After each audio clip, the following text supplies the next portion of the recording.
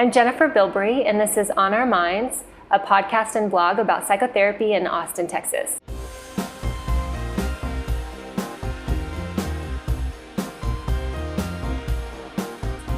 Today I'm interviewing Katrina Taylor, and she's a psychotherapist here in Austin, and she specializes in trauma. So we're going to talk about what does trauma mean and how she sees it, how she works with it in her clients, and with the couples she sees. So hi Katrina. Hi, Jennifer. Thanks for having me. So let's start with that word trauma. We were just talking a minute ago about what that means and how for some people, when they hear it, it can feel very scary. And so, just talk about what you think the word means and how you talk to clients about that word. Sure. Well, I agree. I think for a lot of people, the word trauma can seem like something scary. Right. And that may not necessarily apply to them. Yeah. But really, it's the experience and the subjective experience, because we're all different and we all experience events in our lives and the world differently. But it's really the subjective experience of an event or something happening that overwhelms our capacity to be able to handle it, to be able to tolerate it.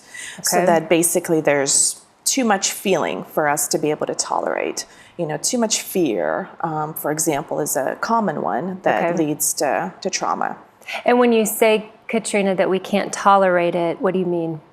Well, like it's that subjective it's a feeling subjective that I experience of, sort of whatever's happening right now, the activation in my body, kind of how I feel emotionally about this. It just overwhelms my normal capacity to tolerate what is happening in life and kind of the daily events of life. Okay. So one example would be, being in a hurricane, in a natural disaster. That for a lot of people, a lot of that in the news. Yeah, it's in the news lately, and for a lot of people, just the fear, the helplessness, the experience of being in something that we can't control is, to some extent, likely to overwhelm our capacity to be able to handle it. Yeah. Okay.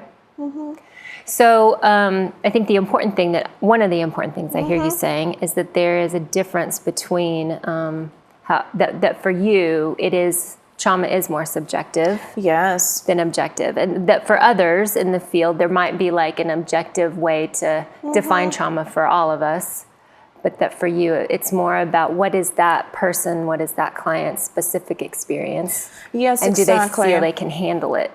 What is that client-specific experience? And I think as we're talking about it, the other piece that comes into play is often our capacity to handle something is based on how much support and how many resources we have. Yeah, okay. Right? So someone, with maybe a good social network and resources in terms of finances, of being able to go and stay at a safe place, is likely to have fewer adverse effects, than someone who they lose everything and they may not have a place to go. And they may feel very overwhelmed with fear, with helplessness, with uncertainty. Yeah. And so that person, their subjective experience is likely to be more adverse. Yeah. And that applies to a range of experiences in life, not just a hurricane, but like divorce or death or... Is that right? Yes, absolutely. Yeah, okay. And I think now we're kind of getting into the difference between something like a single incident trauma, right? Something like a hurricane or being in a car accident or another natural disaster, versus something that happens in a relationship. And maybe particularly, a lot of what we work with in therapy is childhood trauma, developmental trauma that happens in the context of the caregiver relationship, of the family dynamics, and generally those events are repeated.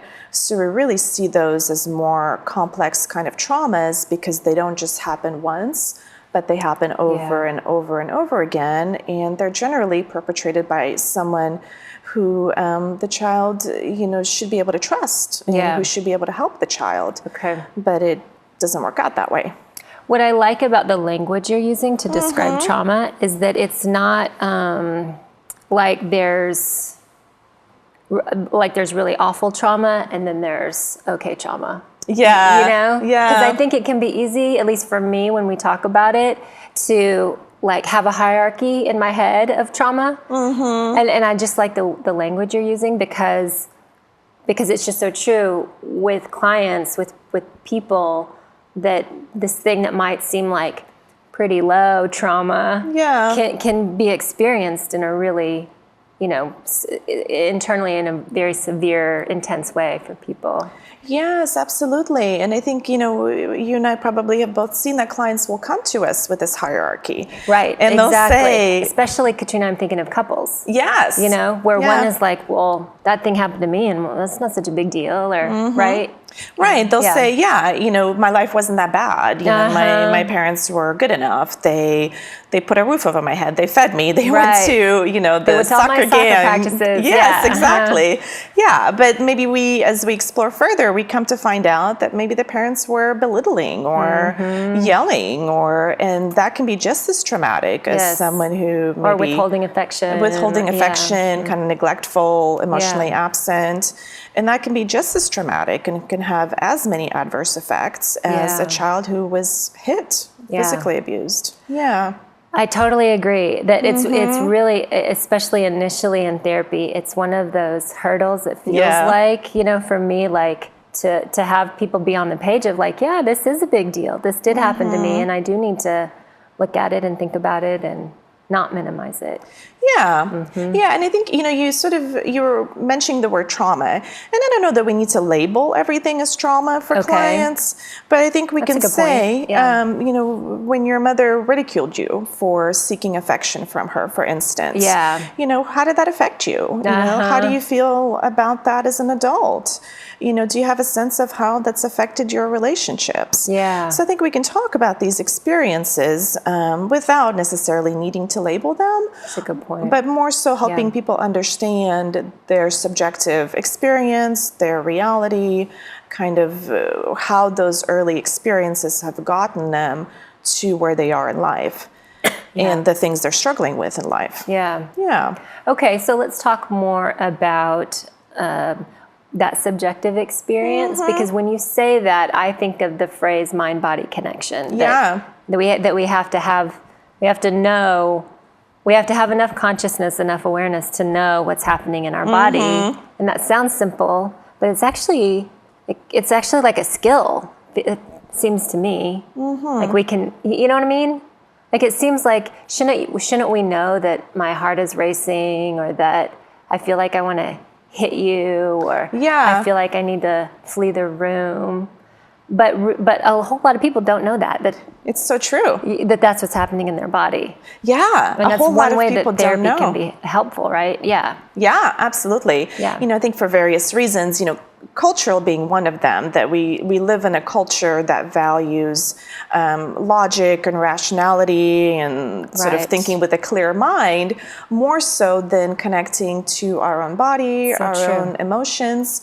So that's one aspect, and another aspect is that for various reasons, we become disconnected from our own bodies. We protect ourselves from the knowledge that our body and our emotions hold. So for example, it may have been unsafe to know that you were angry as a child. So if you had the experience of my anger is going to be punished by my parents, I imagine that you and many of us would learn to shut down our anger. We would suppress it and we would say, no, I'm not angry. And it's impossible. It's too dangerous to allow myself to be angry. Right. Yeah. Yeah. So then as an adult in a relationship, you're going to get angry. You're going to get angry. Right? Because we can't have relationships without anger. Getting angry. Yeah. Yeah. So it's super helpful to know, what does anger feel like in this body? How do I know when I'm angry? How do I know? Yeah. To start to know, how does anger feel in my body? And also to start to understand, what are the habitual ways I've protected myself from being aware of my anger, right? That anger's got to go somewhere. So when I'm angry, do I kind of push it down, and then I start feeling, maybe physical symptoms of pain or tension, or sometimes clients will report having digestive problems, for instance, that can be related to, difficulty with their feelings. Or, does the anger get really turned inward, and do I start to attack myself and say there's something wrong with me for being angry, rather than telling the person I'm in a relationship with, hey, you did this thing and it made me angry. Yeah. It's so funny because when we sit here and talk about it, it seems like, and sometimes when I'm in the room as a therapist, like the things coming out of my mouth seem like it's just the simplest thing in the world. Just like, tell your husband you're angry at him, But there are all these reasons why we learn not to, and why we can, and why it's not safe. Yes, when you say that, maybe kind of on the surface how simple it sounds, right? But that as we work with people and as we do our own work, right, we realize, my goodness, how strong those protections and adaptations are, that we had to develop in order to survive our families. And to really honor, I think is a word I like, those protections, to really, kind of approach it with a sense of humility and understanding of, like, of course, it's so difficult to express anger, because of all of these reasons, that of course, that this is a natural adaptation to what was a very, unfriendly early environment. Like, for instance, you're thinking if somebody shuts down. Yes. Okay. Yes. Yeah. I would be very curious about, what's causing them to shut down right now? Yeah. How is shutting down an adaptive response right now? How is it helpful? Yeah. Exactly. Okay. And how is it helpful in their family of origin to shut down and not express any emotion? How did that keep them safe, protected, help them survive? Yeah. That conversation feels so helpful to me to do in the context of a couple, because then the other person hears it, It does seem like there's such a deeper level of compassion, or I don't know, between couples when I can hear why you shut down, you know? Exactly. How that's helpful for you. Yes. That you're not doing it to be an asshole, know? Which is what I think. Right. Of course, I think that. Yeah. Of course, couples come in, and they blame each other. He's such an asshole. He's so cold and withholding. And when I want affection from him, he goes to this shutdown place. Right. And there are ways that, obviously that's hurtful, to the partner who's saying that. But I think there's a way they maybe see it more as an intent to hurt them. Rather than, can we really start to understand and develop empathy for how this was a really protective strategy for your partner, and how it's not so much that they're trying to be cold or critical or withholding right now, but that they're really trying to protect themselves. That very likely they're afraid, that there's fear. So for me, that's an easier conversation to have when somebody is shutting down than when somebody lashes out. Yeah. Does that work that way for you, that it's harder to explain that when somebody lashes out, that it's actually really helpful? I don't know. So I agree. I agree. I think maybe when people lash out, it can kind of trigger some of our own discomfort with that. For sure. Some of our own dysregulation of, for sure, this person's so angry and they're lashing out. And it may be more difficult to connect with someone who is more heightened emotionally, more dysregulated, to take the time to explain. But a phrase that I've begun using is, you're fighting for connection. Oh, Yeah, I like when they're lashing out, they're trying to communicate a message. Sure. They want to connect with their partner, and maybe the way they're going about it is not the most effective, but really the fight is for connection. Yes. Yeah, I like that way of putting it. Yeah.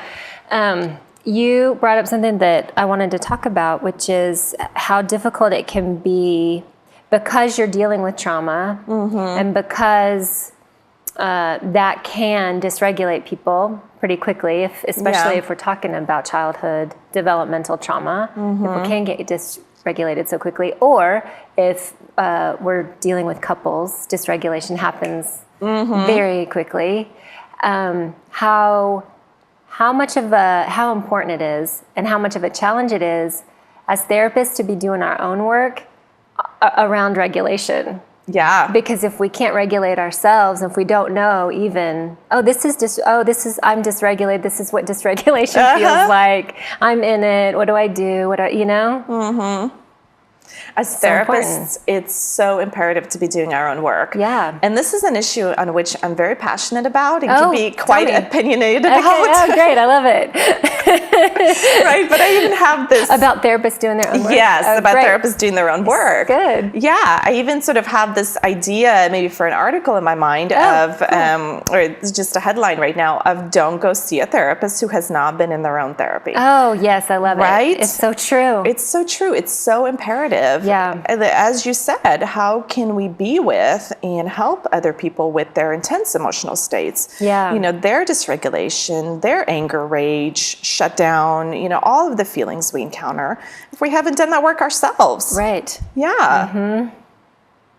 So I think that sometimes there can be even harm done when clients end up with therapists who haven't done their own work. For sure. Or have done maybe just a cursory, few sessions or whatnot, but haven't really delved deep to address their own stuff. Yeah, one time I heard a therapist refer to it as maintenance. Like she was going to therapy every once in a while just as maintenance. It's a great example of how it does not work like that. It doesn't. I wish that it did, but it just doesn't. Mm-hmm. This conversation is also making me think about that idea of limbic resonance. Mm-hmm. And so it's just a concept that I've been chewing on a lot and thinking about in my own life and with my own couples and clients. Mm-hmm. And I had an experience with my husband just yesterday that was like, as it was happening, it was like, oh, this is limbic resonance. This is so exciting. I got a phone call, they had the wrong identity. They had the wrong information. They thought I owed money on a dental procedure that I have not had. And I got so angry because they had the wrong person and they were telling me that I owed money that I didn't owe. Yeah. And I just got so angry and I felt myself like almost at this rage state. And when I got off the phone, I called my husband and he was listening and saying, oh, that's awful. Yeah. Oh, that's terrible. And the more he was like, validating what was happening for me, I could physically feel like my blood pressure lowering, and just like the act of talking to somebody about it and having it heard and hearing his voice, I felt better. Yeah. And I could feel myself like go from up here, to just like, okay, I'm not gonna kill someone. I'm not gonna, storm into that call center. Yes, exactly. I had all kinds of fantasies happening about what I wanted to do. Mm-hmm. But the idea of limbic resonance being that we do that in relationship with each other, and that's why therapy can be so helpful if we're working with somebody who's working on themselves. Exactly. I love what you're saying about limbic resonance, because I think, a lot of what happens in therapy and a lot of what happens that's healing really happens on this more nonverbal level, where we really connect in this mirror neuron to mirror neuron, the eye contact, the attunement, and particularly when one person, hopefully the therapist who has done their own work, is more regulated. Yeah. Is able to be aware of whatever they're feeling, but be able to regulate because they've done their own work and their system can handle it. Right. And then they can help regulate the other person, the client, who is coming in, say, with significant anger or rage. And we can help regulate through empathy and validation. I'm imagining that conversation with your husband would have been very different if he had told you, just calm down. Yes. Right? Yeah. Great point. Yeah. Why are you making such a big deal about this? Yes. It was their mistake. You didn't do anything wrong. Yes. Yeah. He didn't do anything wrong. And that just builds the rage. That just escalates the anger. It's true. Because we're not heard. We're not understood. We're not validated. No, yeah. Because he is attuned to me, because he knows, I guess, that's a great point. Thanks for saying that. Often that kind of misattunement that was really the trauma, to use that big word. It was really one of the kind of traumas that happened in the first place. Yeah. Where the parents, because of their own limitations, are not able to regulate the child's emotional states. So when the child becomes angry, has a tantrum, becomes upset about something, the parent themselves feels too dysregulated. Yeah. And so they have to say, calm down, stop crying, you're making a big deal out of nothing. You're so sensitive, right? How many of our clients have heard that? Yeah. You're being a baby, right? Yeah. Yes.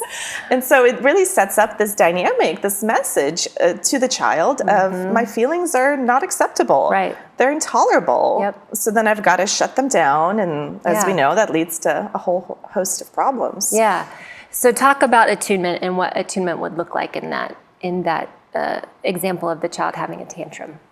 Okay, so with a good enough parent, right? Yeah. And all we have to do is be good enough. There's no such thing as a perfect parent, and nor is that even desirable. But in an attuned parent-child relationship, the parent would validate and say, I hear you're angry.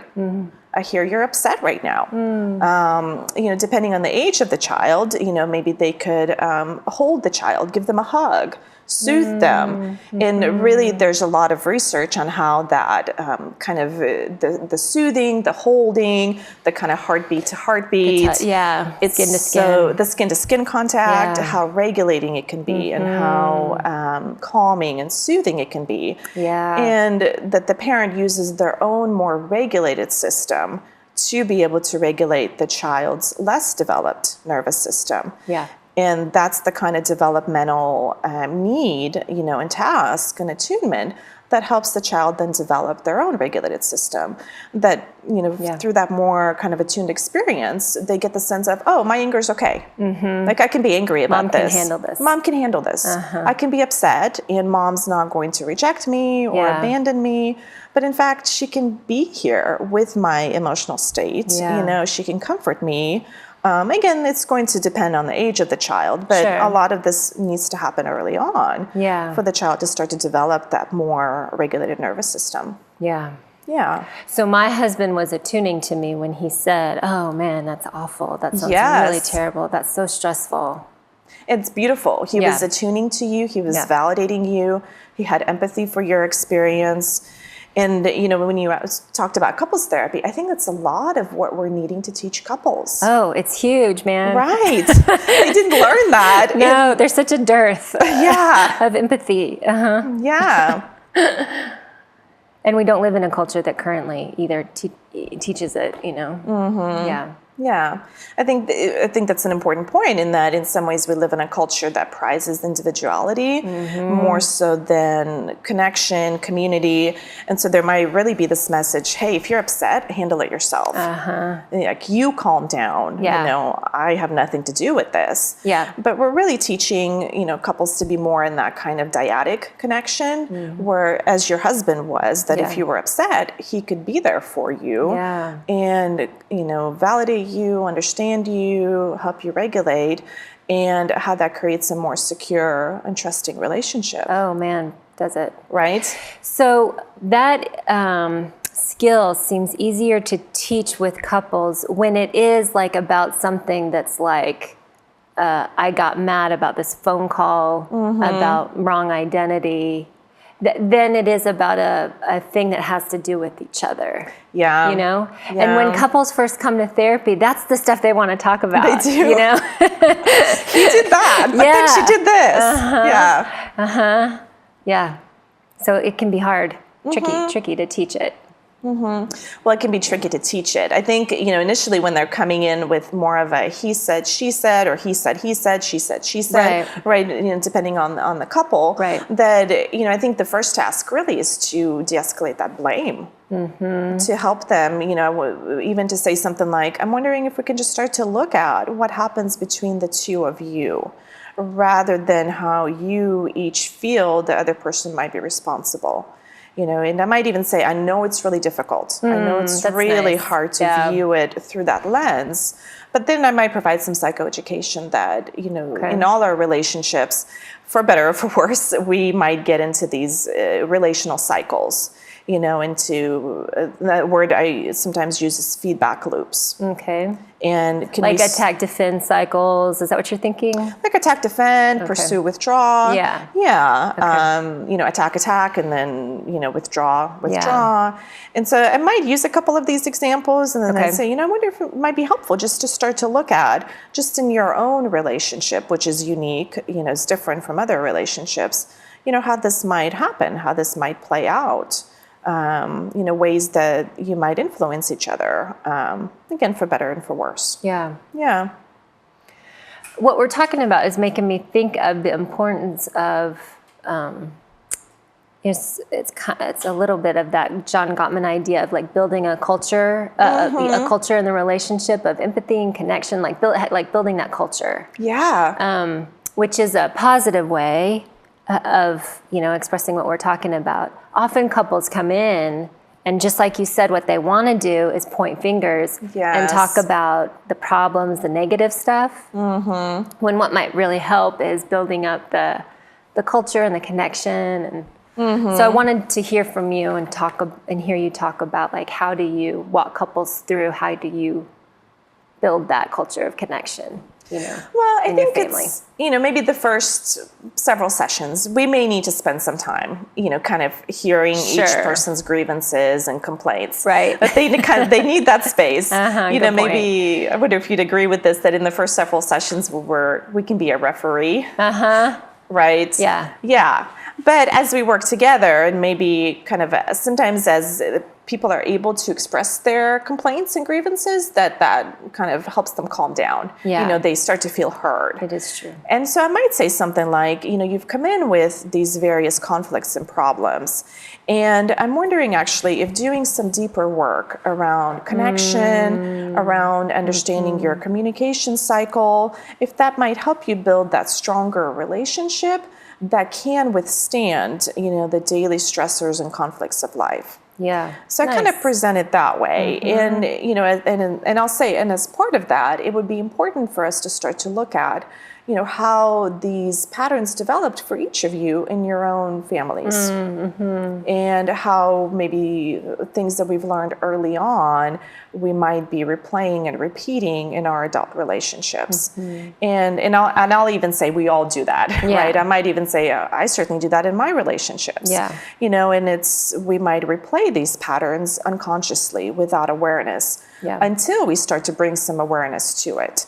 And so often I think, when we've built that trust and, we're some sessions in, usually people will respond positively to, to that kind of invitation for deeper work and for looking at some of the more underlying patterns. Yeah. Yeah. I like that way of thinking about it, that first they need that time to air their grievances. Yeah.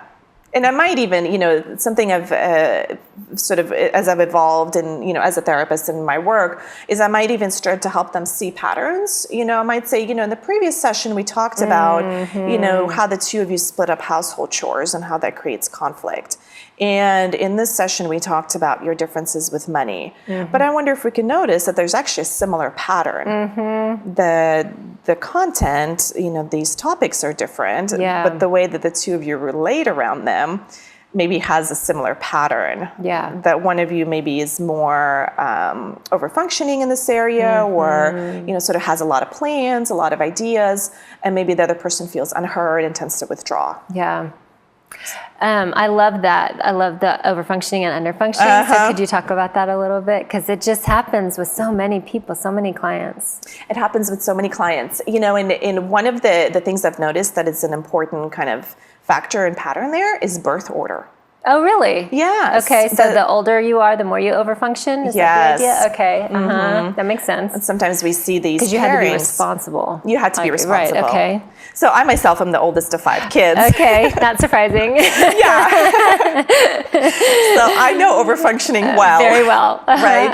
And so as the oldest of 5, being put in the position of responsibility for my younger siblings, I'm aware that that's a position I might take in a relationship. Yeah. And if I'm in a relationship with someone who, say, is an only child or, was younger or even the youngest, that my overfunctioning would invite them to underfunction. Yes. Because that is more of a familiar role for them. Yes. And of course, their underfunctioning then invites me to do more overfunctioning. So that's kind of one of those feedback loops that we can start to develop.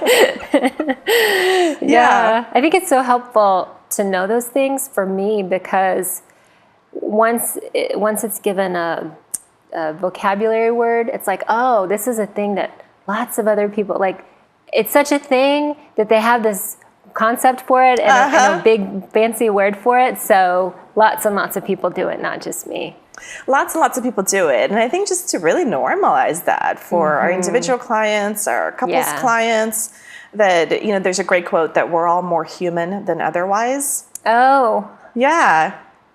I like it. It took me a second. I like it. Yeah. And that being human, we're going to relate to each other more so than not, or we'll see ourselves in other people's behaviors, you know, thoughts, feelings. That really, it's the human condition, so to speak. What do you think? This is kind of off topic. Yeah. But what do you think about the idea that if we normalize too much or too soon, that it can lead to people feeling not special? That we all kind of want to feel special. And so if as therapists we do that too soon, when the relationship isn't really established, people might have the idea that we don't think they're very special. You know? I struggle with whether I believe that or not. I don't know. That's an interesting concept. Yeah. Yeah. Because for me, normalization is so helpful. Oh, I'm not crazy. I agree with you. Yeah. And it's helpful for you too. Yes. And you said the word crazy. I mean, I imagine we can count many times over how many clients come into therapy and say, am I crazy? You know, I'm feeling this way. I'm thinking this way. I'm acting this way. This must be crazy. Right. Or my husband's crazy or my wife is crazy, you know? Yeah. So I'm sort of, I think, finding that a lot of what we do by normalizing it actually helps people feel less crazy and, you know, more like I'm a human going through this very human struggle. Yeah. But I think it's something maybe you're saying about the idea of feeling special. And I'm wondering if maybe the way we communicate to clients that they're special is the way that we treat them. Oh, I like that idea. Yeah. So that we can do both in tandem, you're saying. Yeah. We can normalize their experience, but we can also, you know, through a process of being attuned, of listening, validating, empathizing, you know, convey to them that what they have to say is important. Yeah, you matter to me. You matter to me. Yeah, you matter to me. I value you. You know, as I get to know you, I care about you and your problems. I truly want to help you. I think all of those kind of things we communicate again, I think largely in nonverbal ways. Okay. Through that attunement, the eye contact and the... Attunement, eye contact, you know, how we sit, ways that we might really kind of pick up on, you know, not just what they're saying, but, you know, how they are in their body, you know, how they are in our offices, you know, maybe just even asking, are you feeling comfortable here? You know, I'm noticing perhaps maybe you seem a bit nervous or tense. You know, is there something happening that we could talk about? Yeah. So I think through that process, picking up on that stuff, that we're saying it's not just the words you say, but it is your body language also that's important to me. And that I want to, you know, to attune to that. Great. Katrina, what aren't we talking about that you wanted to talk about? I'm looking at my notes and I'm thinking that we've covered a lot of it. We've covered a lot, What else did we talk about that you want to? You know, I think an important topic that kind of comes up to me, you know, for me as we talk about childhood experiences and past traumatic events and kind of how they show up in our lives. And I imagine you hear this from clients too, that people might often say, well, I don't see the value in talking about the past. Oh, totally. Right. Oh, so much. So much, right? I love that you have that topic because it's so true. So true. They might say, how does rehashing what happened to me when I was 5 or 7 or 8, you know? It only makes me feel worse. It only makes me feel worse. Yeah. And how is that going to change my relationships today? Yeah. Yeah. So big one. Big one. Big one. And so there, I think it's, you know, kind of from my perspective, it's important for us to really talk with clients about how doing their own work around their own childhood history and childhood relationships is going to help them have better relationships, you know, friendships with people in their lives, romantic relationships, but also help them be better parents. Oh. So that they're not passing down, some of the same difficulties to the next generation. Yes. And I think that's what's really important for us, as a community, as a culture, as families, to be doing our own work so that we can be better partners, better parents. That idea that you could change this cycle. That you can change the cycle. That if you and I worked on it together, things might be very different for your kids, which means different for their kids. Yeah. Yeah. Yeah. So, for example, let's take, an example of someone, and we talked about this earlier. Say someone who comes in and says, well, my parents never hit me, or it wasn't that bad. Yeah. They were good enough. They did this and that.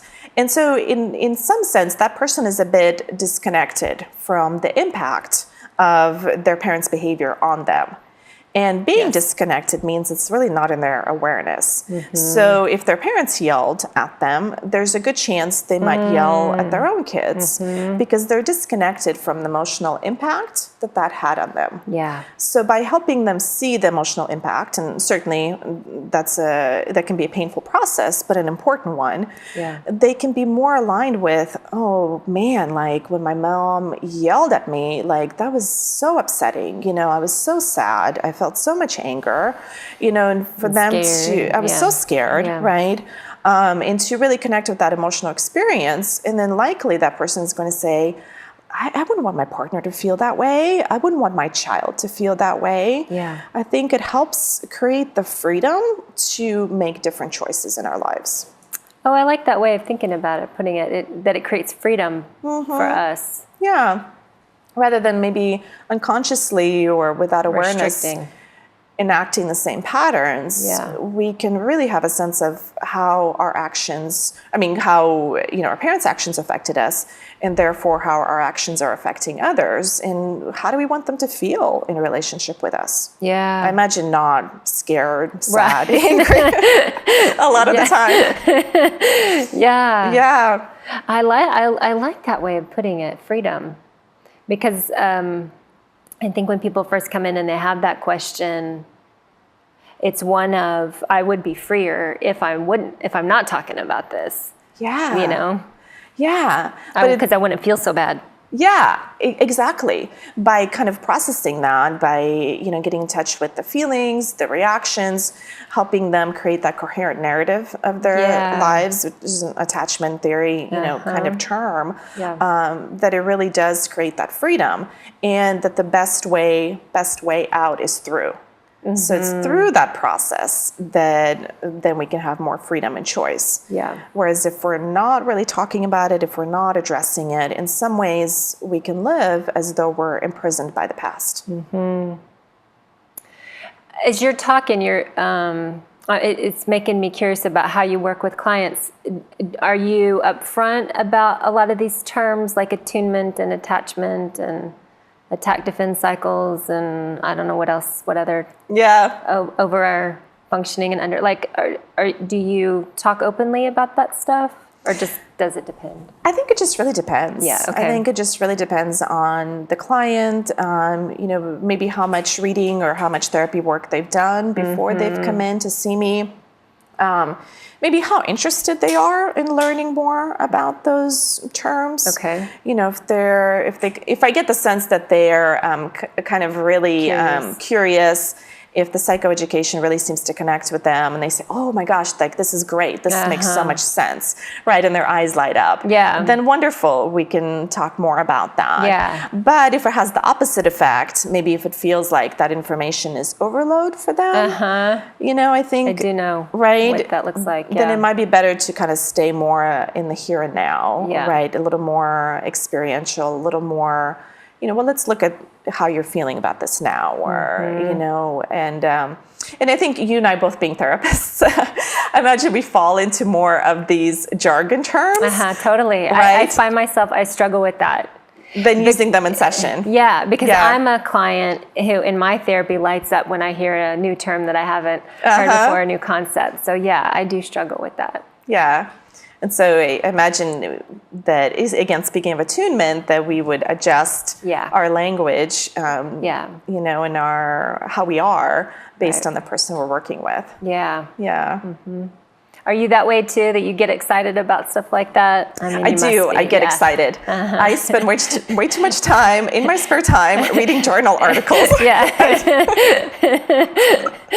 Yeah. Like these, articles on attachment and attunement and, a lot of the even interpersonal neurobiology connections, how kind of that field of science has really revolutionized therapy. Yeah. It helps us see, and understand more of what happens in the therapy space and relationship.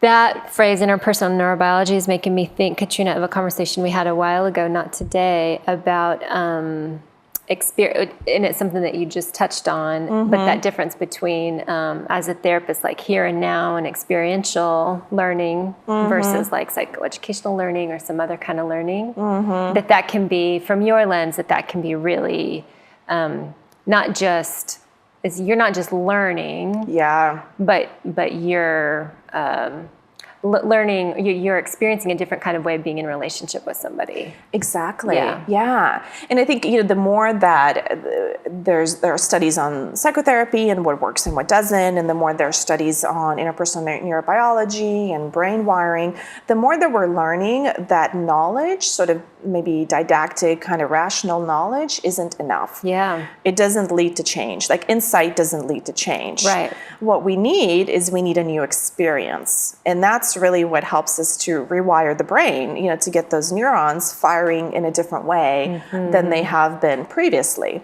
And often that new experience comes in the relationship with the therapist. Yeah. So for example, we talked about how we can help our clients feel special by our attunement to them, our interest in them, our understanding, our empathy of them. And also say, maybe to use our anger example, say it wasn't ever okay to express anger in one's family. And say the therapist, who's done their own work, can invite the anger and can say, hey, maybe I canceled on you last week, and maybe you have feelings of anger or frustration about that. Yeah. And I want to invite you to let me know if that's the case. And how I think that's a new experience if the client could say, yeah, like I felt angry. Yes. Right? And, I think that I talked with Dave Kaplowitz for an episode of this. And we were talking a lot about that and how awesome it feels so good as a client, for me as a client, to be able to say that to my therapist. And so how surprising it can be that is really hard for people to do. So hard. They really do not want to do that. Even as much as you invited or I invited in and say that I want that. Yeah. It's just hard for people to do. It's so hard. I mean, in my own therapy, it took me many years. Yeah, same here. Right? Yeah. To be able to acknowledge my anger, to express my anger with my therapist. Yeah. And how incredibly life-changing and healing liberating. It can be. Liberating. It's in terms of freedom, right? For the therapist to say, I hear you. Yeah. Like, of course you're angry. You're angry. Yeah. Yeah, and I can handle your anger and I can hear it, and it's an incredible experience. I don't hate you. I don't need you to leave. I'm not going to fire you. Exactly. Yeah. And so I think here, again, another example of why we need to do our own work. Yeah, for sure. For sure. Because if we haven't done our own work around anger and rage, and a client comes to us with significant anger and rage, say at us, there's a chance we're going to get dysregulated. Yep. And we might feel some need to retaliate or fire them, you said, or reject them. Right. Even in subtle ways, we may become more cold and distant if we're struggling with their expression of anger. Yeah. Or for me, like I can get more psychoeducational. Like this is what you need to know. Yeah, it's interesting you're noticing that about yourself. Yeah, I think I tend to notice sometimes I'll kind of lean back a bit, and maybe that's my own tendency to distance or to protect myself. Yeah. But I mean, of course, these things are going to happen, but it's important for us to be aware. Exactly. Yeah. Well, thank you, Katrina. This was so helpful. I really appreciate it. Good. I'm glad that you had fun. Yeah. Okay. I did. Thank you. Thank you. I'm Jennifer Bilbrey, and this has been On Our Minds, a podcast and blog about psychotherapy in Austin, Texas. For more information or to see more episodes, please go to my website at jenniferbilbrey.com. Thank you.